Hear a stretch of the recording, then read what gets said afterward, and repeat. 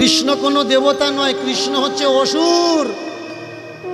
সেই অসুর কৃষ্ণকে ধর্মগ্রন্থের মাধ্যমে দেবতা কৃষ্ণ বানিয়ে দেওয়া হলো। একমাত্র একটা মানুষের হর্ষ এই পিছনে যায় তার,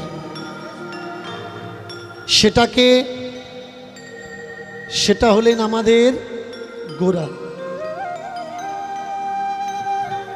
আমাদের গোরা, এই গোরাটাকে, যাকে অনেকে মহাপ্রভু বলে, অনেকে বলেন তিনি গত জন্মের কৃষ্ণ, অনেকে বলেন তিনি সত্যযুগের নারায়ণ, ত্রেতাযুগের রাম। তবে যারা পড়াশুনো করে তারা কিন্তু বলে না যে ইনি কৃষ্ণ ইনি রাম। কারা বলে ইনি কৃষ্ণ ইনি রাম? কৃষ্ণ আর রামকে নিয়ে যাদের বিজনেস চলছে। শুধু মহাপ্রভুকে যে কৃষ্ণ বানিয়েছে তা নয়, অনেক মহাপুরুষকে এরা কৃষ্ণ বানিয়ে দিয়েছে। কারণ কৃষ্ণ বললে তবে বিজনেসটা চলবে, না হলে বিজনেসটা চলবে না। মহাপ্রভুর নিজের যে সব ব্যক্তিত্ব, সেই ব্যক্তিত্বটাকেই মানুষ চাপা দিয়েছে, মেরে দিয়েছে। গেনটা আরেকটু কমাও, রিভারটা বাড়াও। তো আমরা হিসাব করে দেখব যে সত্যি কি নাম রাখার পিছনে কোনো কারণ আছে? তিনি প্রভুদের প্রভু, তাই তার নাম রাখা হয়েছে মহাপ্রভু। তার গায়ের রং ফর্সা, এর জন্যে।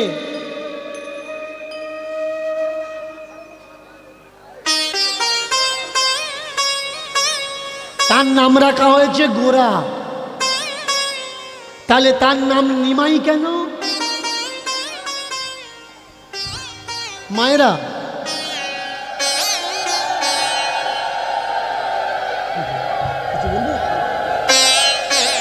তোমরা যারা হরিবাসরে বসে কথা বলছো, তোমরা বলো নিমাইয়ের নাম নিমাই কেন?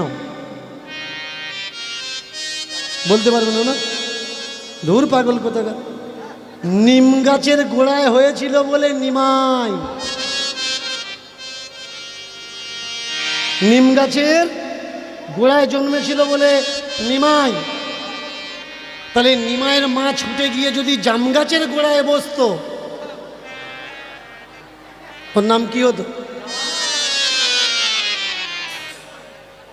যে যা বলছে মানুষ গ্রহণ করে নিচ্ছে। কেন? গ্রন্থে লেখা আছে।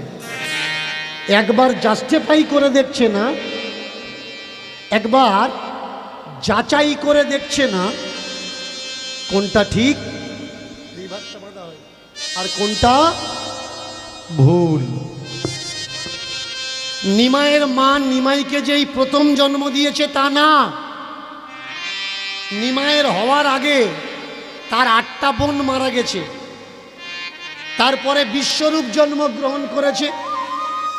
বিশ্বরূপ জন্মানোর পরে পুরো 10 বছর কোনো পুত্র সন্তান তার হয়নি।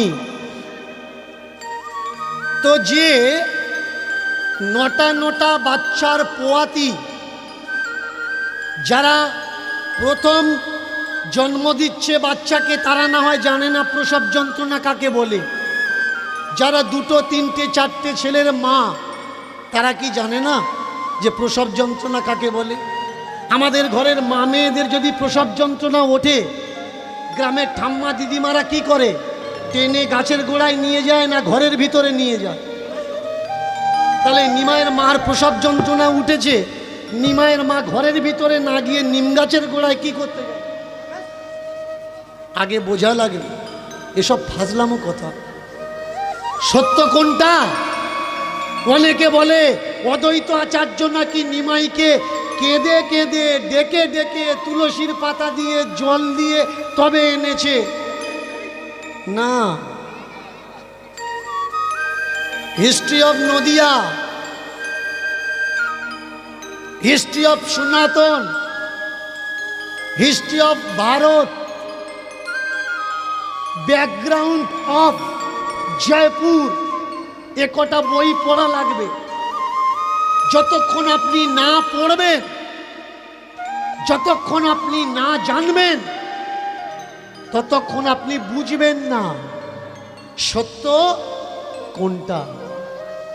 আমরা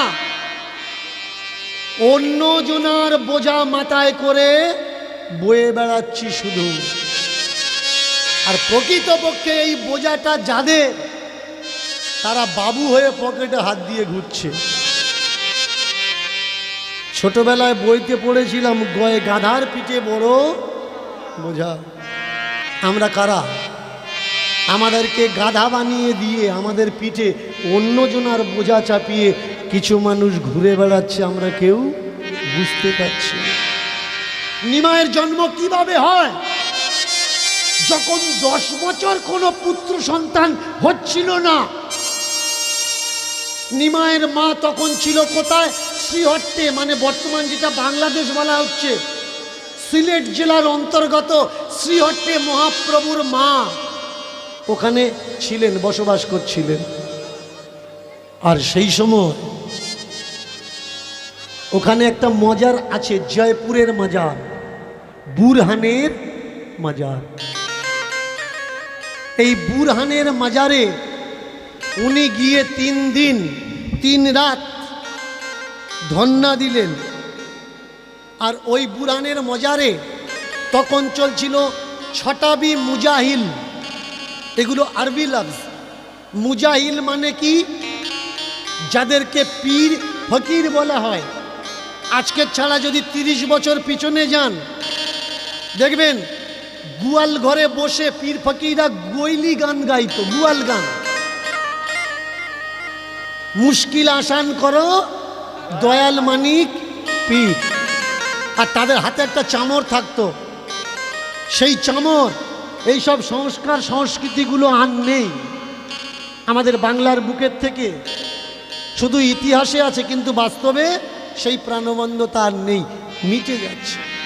তো সেদিন 3 দিন 3 রাত ধন্না দিয়ে তারপরে যখন বাড়িতে ফিরে এসেছিলেন মা সচিমা, তারপর থেকে গর্ভ সঞ্চার হয়। বাড়ির জায়েরা, কাকিমা, জেঠিমারা তারা বুঝতে পারলো সচি মা হবে। তাহলে জয়পুর থেকে গর্ভ নিয়ে শ্রীহট্টে এসে যখন বুঝতে পারলো আমি মা হয়েছি, তাহলে মাঝখান থেকে অদ্বৈত আচার্য কোথায় ঢুকলো? তুলসী পাতা ভাসানোর জন্য এ কোথায় ছিল? কিন্তু লেখা হলো কেন না? লেখা হলো অদ্বৈত আচার্য তো শিব। আচ্ছা, অদ্বৈত আচার্য যদি স্বয়ং শিব ঠাকুর হবে, যেদিন নদিয়া নবদ্বীপের ব্রাহ্মণরা নিমাইকে এক ঘুরে করে দিল তার বাবার শ্রাদ্ধে নির্যাতেদের নেমন্তন্ন করেছে বলে, শিব কেন ত্রিশূল ধরল না? কেন বলল না আমি শিব? আর এ হলো দাপর যুগের কৃষ্ণ। সেদিন কেন চুপ ছিল অদ্বৈত আচার্য? সেদিন কেন নারদ রূপী শিবাস চুপ ছিল? সেদিন কেন রাধা রূপী গদাধর চুপ ছিল যে আমি রাধা আর ও কৃষ্ণ? সেদিন কেন নিমাইকে ব্রাহ্মণ সমাজে গুণাঘাত দিয়ে তার জাতে ওঠা লাগলো? জগাই মাদাইকে ভয় দেখানোর জন্য তুমি সুদর্শন চক্র ধরলে, আর ব্রাহ্মণদের বেলা অন্তত তো সুদর্শন চক্র নাই বা ধরো, একটা লাঠিটা ধরতে পারতে। সেদিন তুমি তোমার পরিচয় দিলে না কেন? তুমি কৃষ্ণ। উনি কৃষ্ণ নয়, উনি কৃষ্ণকে জানানোর জন্য এসেছিলেন।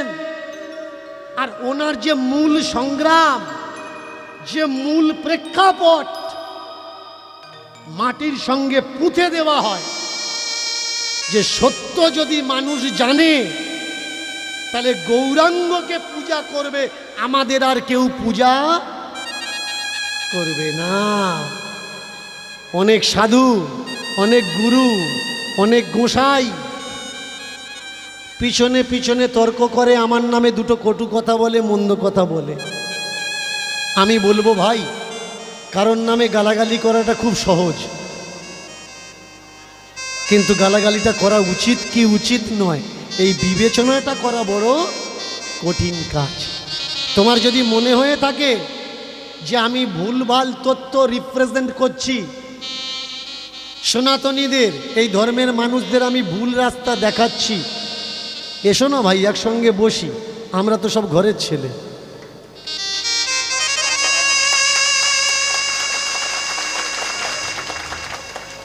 এক দু ঘন্টা বসে নেব, অসুবিধা নেই। আপনাদের জামতলা এসছিল অয়ন চক্রবর্তী, ভালো করে মন দিয়ে শুনবেন। আমি বলি না কেন, না বলার পিছনে কারণ আছে।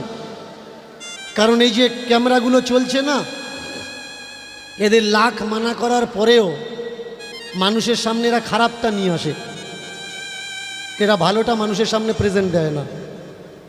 তো আমি আশা রাখবো এদের থেকে, যারা ক্যামেরা রেকর্ডিং করছো, যেটা ভালো সেটা ছাড়বে, যেটা খারাপ ওটা ছাড়ার দরকার নেই। অয়ন চক্রবর্তী এসেছিল হোমযজ্ঞ করতে, দেশের শান্তির জন্যে, কল্যাণের জন্যে। তা যখন করুণাতে বাবা ছেলেকে ছুটছিল না, ছেলে মাকে ছুটছিল না, তখন তুমি কোথায় ছিলে বাবা? তখন তুমি যজ্ঞ করোনি কেন? এই আপনাদের পাশে বামনের চক, ওখানে কটা পণ্ডিত আমার কাছে এসছিল অয়ন চক্রবর্তীর সঙ্গে আমাকে ডিবেটে বসানোর জন্যে। আমি ওদের বলেছিলাম, তাহলে তোমরা ইন্ডিয়ার ব্রাহ্মণরা কিছু জানে না, যা জানে অয়ন জানে। এপারের ইন্ডিয়ার পূজাগুলো কারা করছে? তোমরা করছো না, অয়ন করছে। তাহলে বসলে তোমরা বসো। বলে না না, আমরা অয়নের সঙ্গে বসাবো। বসো। ওই ভদ্রলোকের টেলিফোন দুদিন আগে থেকে সুইচ অফ হয়ে গেছিল। আমি বলেছিলাম আমার নামটা বলো, প্যান্টে পেশাব করে ফেলবে। আর ক্যামেরায় ওপেন চ্যালেঞ্জ করছি, তোমরা যারা অয়নকে নিয়ে এসছো আর একবার নিয়ে এসো, আর একটা স্টেজ তৈরি করো, আমার সামনাসামনি বসাও। তারপরে বুঝবে যে কাকে বলে সনাতন ধর্ম, কাকে বলে মূল প্রকৃত জাতি রক্ষার কর্তা।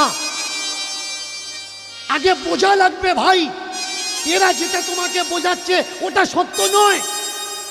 প্রত্যেকটা রামায়ণ, মহাভারত, গীতা, ভাগবত থেকে, পুরাণ থেকে আরম্ভ করে ভগবান পরীক্ষা নিতে যাচ্ছে কি রূপ ধারণ করে?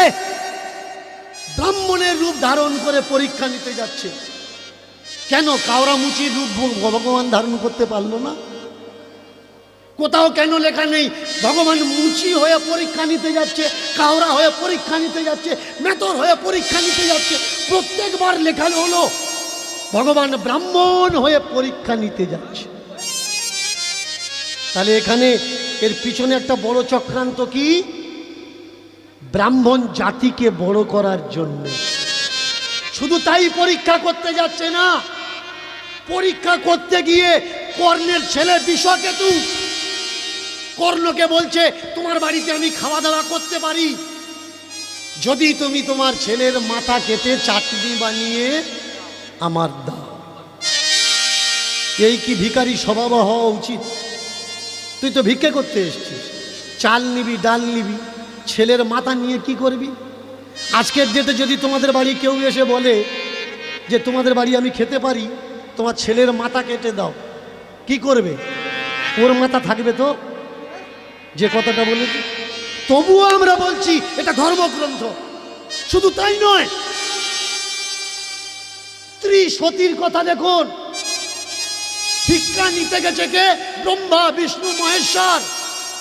ভিক্ষা করতে গিয়ে সেবা দেবে, বললো তোমার হাতে সেবা নিতে পারি, তোমার দুধ দিতে হবে, দুধ খাবো তারপরে ভাত খাবো। আমাদের বাড়িতে কোনো ভিখারি এসে যদি আমাদের বউকে, মেয়েকে বলে যে আগে দুধ খাবো তারপরে ভাত খাবো, ও কি খাবে? দুধ খাবে, ভাত খাবে না? আগে মার খাবে নাকি আগে ধোলাই খাবে? এর দ্বারা বলতে চাইলো কি, পিছনে কত বড় একটা চক্রান্ত চলছে আপনারা বুঝতে পারছেন না। মানে ব্রাহ্মণ এসে যা চাইবে আপনাকে দেওয়া লাগবে। কারণ হতে পারে ব্রাহ্মণ রূপে কৃষ্ণ আপনার বাড়িতে এসছে।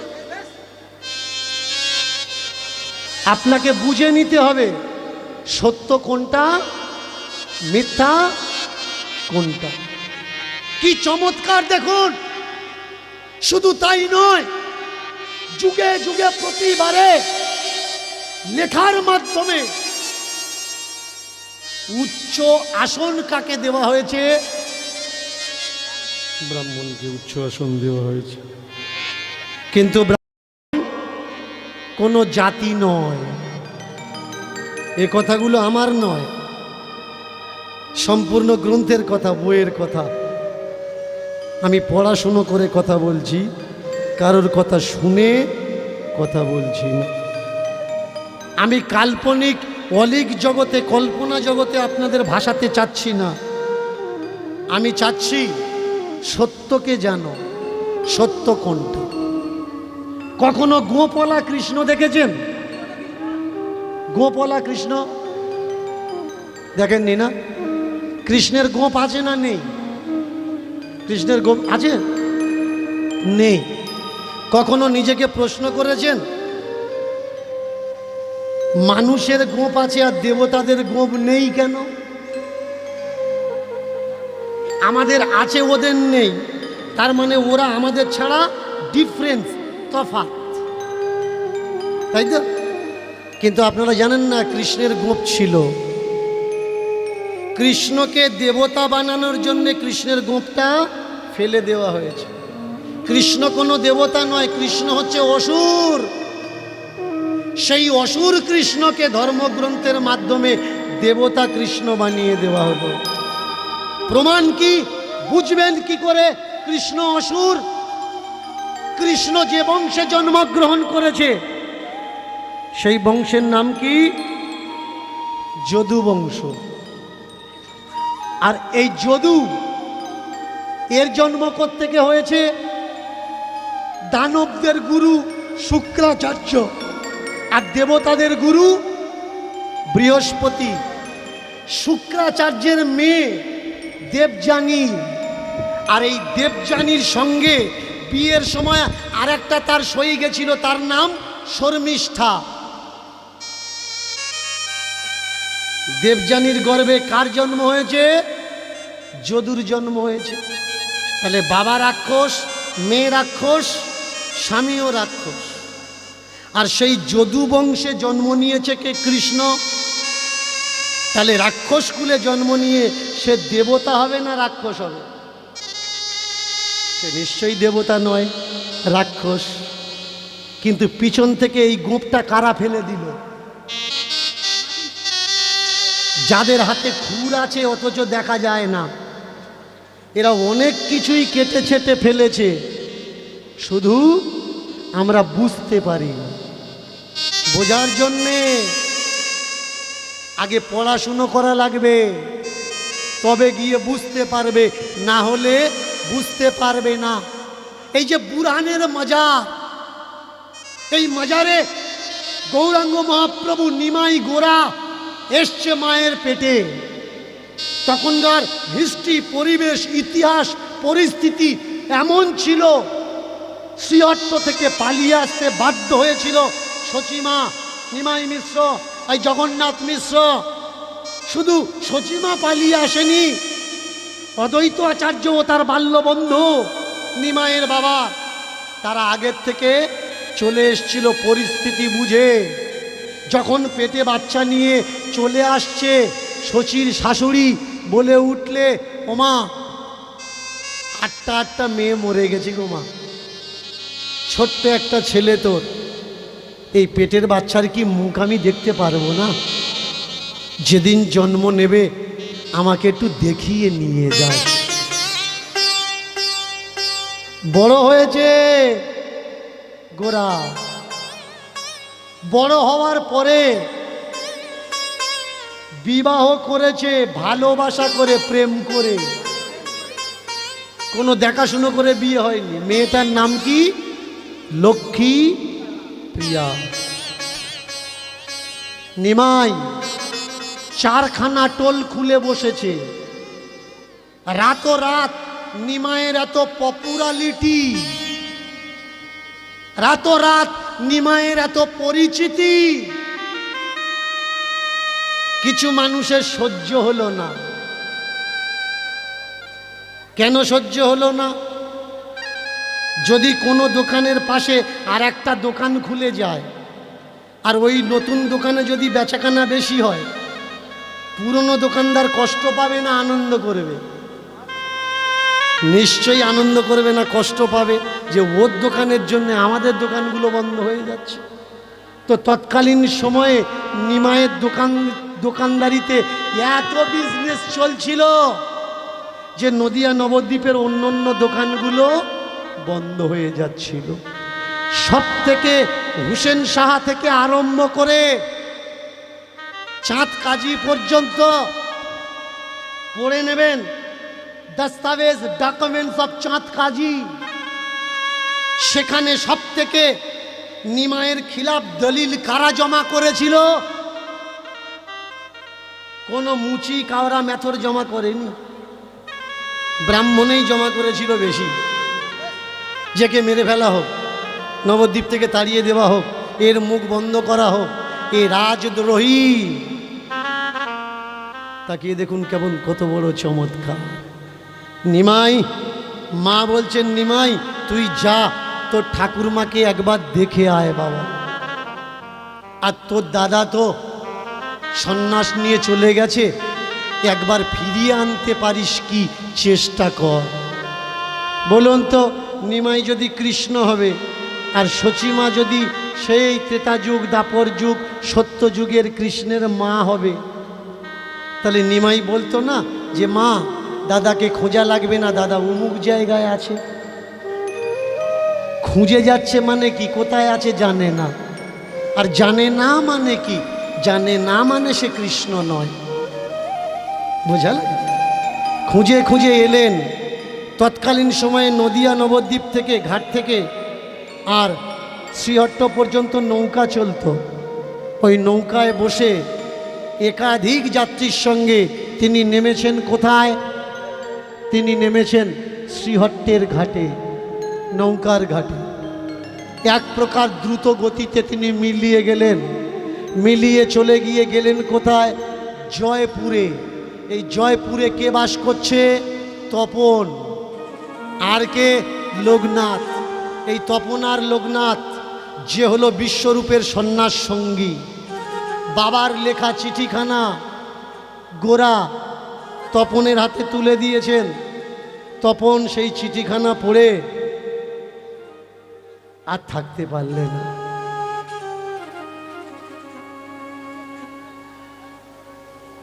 কে তুই? শিবরঞ্জন। কে তুই? জগন্নাথ মিশ্রের ছেলে, শচীর ছেলে। ওড়াবে না, ওড়ালে হবে না। এসো আমার বুকে এসো। বড় স্বাদ ছিল তোমার দাদার সঙ্গে সন্ন্যাস গ্রহণ করব। কেন এসেছ? মা কাঁদছে গো, মা কাঁদছে। দাদাকে ফিরিয়ে নিয়ে যেতে এসেছি। তোমার দাদা মাঝে মধ্যে আসে বুরহানের মাজারে। তোমার দাদার নাম এখন আর বিশ্বরূপ নেই। সন্ন্যাস গ্রহণ করার পরে তোমার দাদার নাম হয়েছে শঙ্করারণ্য। চমৎকার কি জানেন? গৌরাঙ্গ মহাপ্রভুর বংশে কোনো সময় কেউ কৃষ্ণকে পূজা করেনি। মা কালী, মা চণ্ডীর পূজা করতেন। শ্রীহট্টের সেই তাদের পূর্বপুরুষদের মা চণ্ডী মূর্তি এখনো আসামে রাখা আছে। দাদাকে ফিরিয়ে নিয়ে যেতে এসেছে। যাও। দশনামী সম্প্রদায়, শৈব মতে তিনি দীক্ষা নিয়েছেন। কোন গ্রন্থে লেখা আছে কৃষ্ণ ভারতী, কোন গ্রন্থে লেখা আছে কেশব ভারতীর থেকে তিনি সন্ন্যাস গ্রহণ করেছেন। সেখানে যা, তবে ওই মাজারে যারা যারা গেছে ওরা কিন্তু আর বেঁচে ফিরে আসেনি। তুমি যেও না, কারোর কথা না শুনে গেলেন, 2 ঘন্টার রাস্তা পায়ে হেঁটে মাজার। সেখানে মুজাভিলের সঙ্গে সাক্ষাৎ করে মুজাভিল দেখেই চিনতে পারলে তোমার মায়ের নাম সচি, আমার মাকে আপনি চেনেন। জগন্নাথ মিশ্র তোমার বাবার নাম, আমার বাবাকে আপনি চেনেন। তোমার নাম তো নিমাই গোরা, তোমার দাদার নাম তো বিশ্বরূপ। আপনি যখন সবাই চেনেন, আপনি জানেন আমার দাদা কোথায় গেছে। আমার দাদা বলতে পারেন সে এখন কোথায় আছে। তোমার দাদা ও তো খোদার বান্দা, ও তো আল্লাহর বান্দা। আল্লাহর খোঁজ করতে করতে সে কাশীর দিকে চলে গেছে। তবে শোনো, দেশের পরিস্থিতি খুব খারাপ। যতটা তাড়াতাড়ি পারো তোমরা এখান থেকে পালিয়ে অন্যদিকে চলে যাও, কারণ সনাতন ধর্ম বেশি দিন আর থাকবে না। এত অত্যাচার শুরু হয়েছে,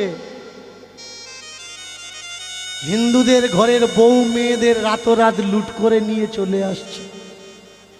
যে ধর্ম পরিবর্তন করছে সে বেঁচে থাকছে, আর যে ধর্ম পরিবর্তন করছে না তাকে ধরে নপুংসক বানিয়ে দেওয়া হচ্ছে। সারাদিন কথোপকথন চলল, আর ওই কথোপকথনের ভিতর দিয়ে দাঁড়িয়ে আছে ওদিকে তপন, কখন নিমাই গোরা ফিরে আসবে। রাত অনেক হয়ে গেল, সারা রাতের শেষ নৌকাটা চলে এসছে, ঘাটে লেগেছে। তপন জানতে পারছে যে মনে হয় সে আর বেঁচে নেই, বেঁচে থাকলে চলে আসতো। কিন্তু রাত তখন 2-2:30 বাজে, একটা নৌকা এসে ঘাটে লেগেছে। ওই নৌকাটা মুজাভিলের প্রাইভেট নৌকা। সেই নৌকা থেকে নিমাই নেমেছে।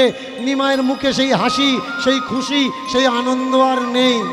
বাড়িতে ডেকে নিয়ে গেছে, তাকিয়ে দেখলো যে নিমাই কাছা দিয়ে খোঁচা দিয়ে ধুতি পরে, সেই নিমাই বড় ধুতিখানা লুঙ্গির মতো করে পরে বাড়িতে এসছে।